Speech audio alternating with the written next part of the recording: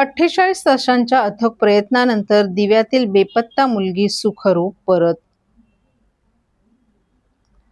Mumbra police ठाण्याच्या हद्दीतील दिवा परिसरातून बेपत्ता झालेल्या 7 वर्षीय मुलीचा शोध अवघ्या 2 दिवसात लावण्यात पोलिसांना यश आले. या प्रकरणाचा तपास करताना पोलिसांनी तब्बल 948 सीसीटीव्ही फुटेज तपासून गुन्ह्यांची उकल केली आहे.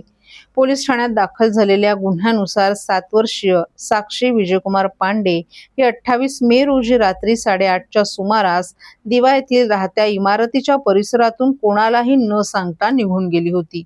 मुलगी घरी न परतल्यानं तिचे वडील विजयकुमार पांडे यांनी तक्रार दाखल केली. या घटनेची माहिती मिळताच वरिष्ठ अधिकाऱ्यांनी घटनास्थळी भेट देऊन शोध मोहीम सुरू केली. 4 डीबी पथके आणि 2 विशेष पथके तयार करून परिसरात शोध घेण्यात आला.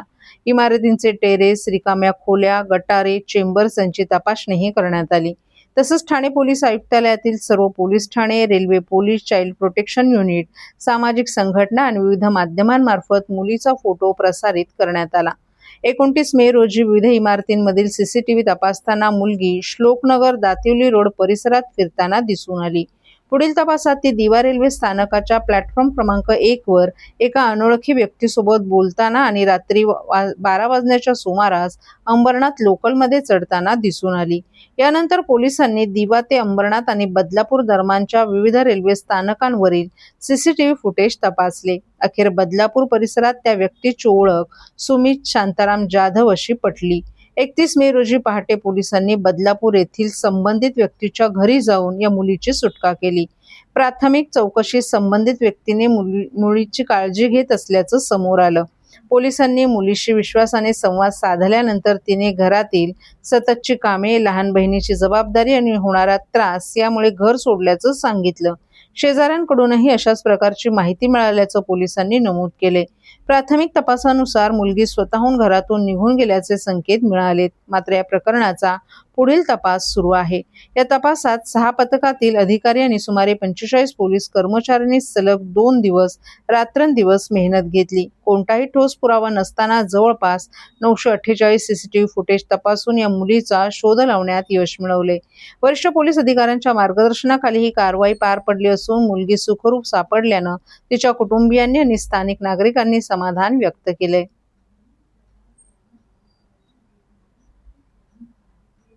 पोलीस स्टेशनमध्ये मुलीच्या मिसिंगच्या बाबत तपास सुरू होता. नेमका काय प्रकार आहे?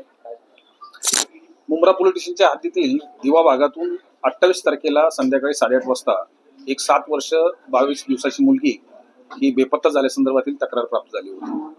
या तक्रारीचं गांभीर्य पाहून एसीपी डिव्हिजन, प्रभारी अधिकारी व क्राईमचे PI आणि इतर सर्व अधिकारी यांनी आपल्या निर्देशाखाली वेगवेगळ्या टीम स्थापन केले गेले. या 6 टीम या सातत्याने मुलीचा शोध घेण्यासाठी प्रयत्न करत होत्या. याच्यामध्ये डीपीच्या 4 टीम आणि NDPHचे 2 टीम काम करत होत्या. या भागातील सीसीटीव्ही पाहणे अत्यंत आवश्यक होतं, कारण मुलीचे पूर्ण हालचाली जे आहेत त्या कुठल्या ना कुठल्या सीसीटीव्ही मध्ये आल्या असतील या अपेक्षेने साधारणतः या संपूर्ण टीमने 948 सीसीटीव्ही याची पाहणी केली गेली. त्याच्यामध्ये मुलीचे लाईन ऑफ लोकेशन्स मिळाले आणि याच्यामध्ये 2 दिवसाच्या अथक परिश्रमानंतर 31 तारखेला रात्री या मुलीचं लास्ट लोकेशन एका व्यक्तीच्या सोबत बदलापूर या ठिकाणी ती एका ट्रेनमधून खाली उतरल्याचं निदर्शनास आलं. त्याच्यानंतर त्या व्यक्तीची ओळख पटवणं हे आमच्यासाठी चॅलेंजिंग होतं. त्या ठिकाणच्या वेगवेगळ्या टीमचे अधिकारी यांनी लोकल जे व्यक्ती आहेत त्यांची मदत घेतली गेली.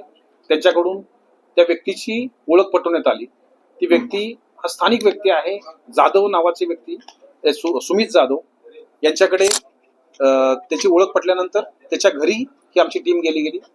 घरी ही मुलगी त्या ठिकाणी सुखरूप सापडली. त्याच्याबरोबरच ती जे सुमित जाधव आहेत त्यांची स्वतःची 3 मुलं ही त्या ठिकाणी होती. ते 3 मुलं ही समवयस्क आहेत, त्यामुळे त्यांच्याबरोबरच ही होती. या बाबतीमध्ये ज्यांच्याबरोबर ती मुलगी गेली होती याच्यामध्ये सुरुवातीला डाऊट येणं अत्यंत स्वाभाविक आहे. त्यामुळे आम्ही त्याचं पूर्ण व्हेरिफिकेशन केलं गेलं की त्यांनी सोबत कसं काय घेऊन गेला. तर या मुलीने स्वतःचा पत्ता हा दिल्ली हा सांगितला होता की स्वतः दिल्लीचे आहे, माझे आई वडील नाहीये आणि मला तुमच्याबरोबर यायचं आहे, मला परत जायचं नाहीये, अशा स्वरूपाची माहिती सांगितल्यामुळे त्यांनी या मुलीच्या बाबतीमध्ये चुकीची काही घटना घडू नये, कारण त्याच्या दृष्टिकोनातून त्याच्या मुलीबरोबर एक अशीच घटना, अप्रिय घटना त्या ठिकाणी 2025 मध्ये घडली होती. याबाबतचा गुन्हा खडकपाडा पोलीस स्टेशनमध्ये दाखल आहे.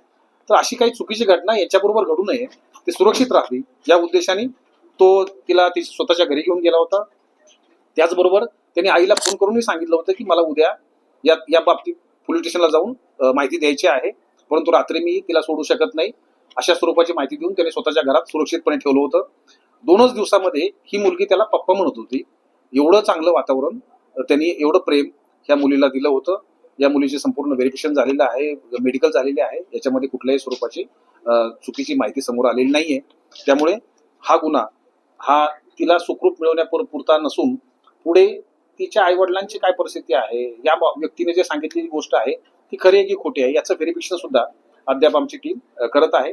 आतापर्यंतच्या व्हेरिफिकेशन नुसार हे सिद्ध झालेलं आहे की ज्यांनी घेऊन गेलेला आहे त्याचा मालफाईड इंटेन्शन काही नव्हतं. पुढील तपास PSI Sharma Mumbra police station हे करत आहे.